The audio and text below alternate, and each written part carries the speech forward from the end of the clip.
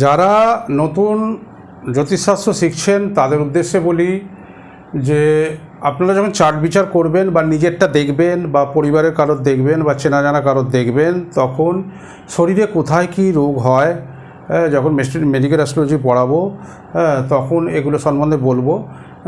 কোন জায়গাটা রোগ হবে, কখন হবে, বা কবে সারবে, কবে এর থেকে রিলিফ পাবেন বা আদৌ সারবে কি না, এগুলো বলা যায়। এগুলো আমি শেখাবো, এগুলো আপনারা প্র্যাকটিক্যালেও দেখবেন মিলবে।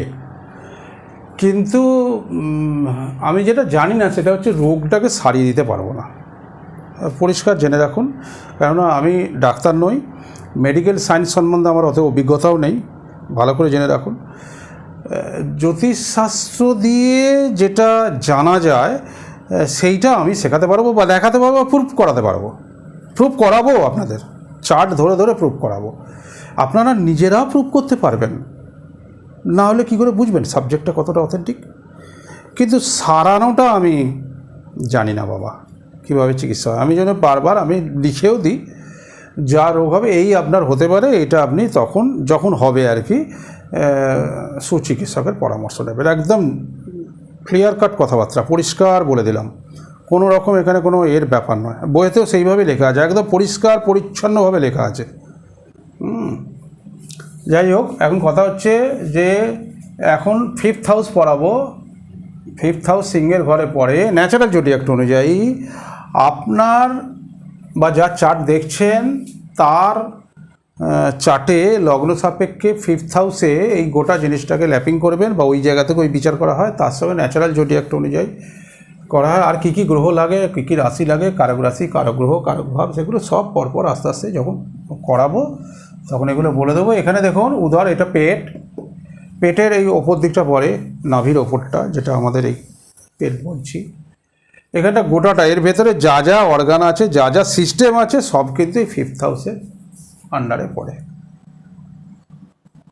ব্যাস, এটা জানা থাকলে এই পোর্শনে যে রোগটা হবে সেটা দেখবেন ওই 5th হাউসের ওই জায়গাটা ড্যামেজ আছে। সেটা আমি দেখাবো, যে চার্ট অনুযায়ী চার্ট তুলে তুলে দেখাবো। দেখবেন বোর্ডে যখন বিচার করা শেখাবো তখন দেখবেন, প্রেডিকশান যখন করব দেখবেন এই কারণে এই জায়গাটা ডিফেক্ট আছে বলে এই জায়গাটা এইটা হবে বা হয়েছে বা হয়েছিল। ব্যাস, আপনারাও নিজেদেরটা যখন দেখবেন, যদি দেখেন মিলছে ওকে, যদি দেখেন মিলছে না, ব্যাস তার মানে শাস্ত্রটা ঠিক নয়। তবে শাস্ত্রটা অথেন্টিক, এটা বলে দিলাম। সেটা আপনি প্রুফ পেলেই বুঝতে পারবেন। অনেকেই শাস্ত্র সম্বন্ধে অনেক রকম বক্তব্য আছে বা থাকে বা ছিল, থাকবেও। সাবজেক্ট ঠিক আছে, কোন মানুষটা কীভাবে বলছে বা কি করছে সেটা দায়িত্ব তো কেউ নিতে পারে না, সেটা সব সাবজেক্টের ভেতরেই আছে।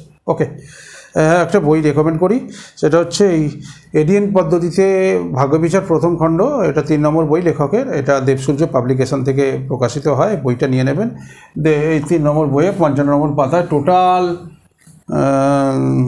সিস্টেমটা দেওয়া আছে। একটু দেখে নিলে, টেক্সট বই ধরে পড়লে সুবিধা হবে। এই পর্যন্ত সাবস্ক্রাইব করে দেবেন চ্যানেলটা, আর ফলো করবেন, সব ভিডিওগুলো পাবেন, লাইক শেয়ার সবই করে দেবেন। নমস্কার, সপরিবারে ভালো থাকবেন।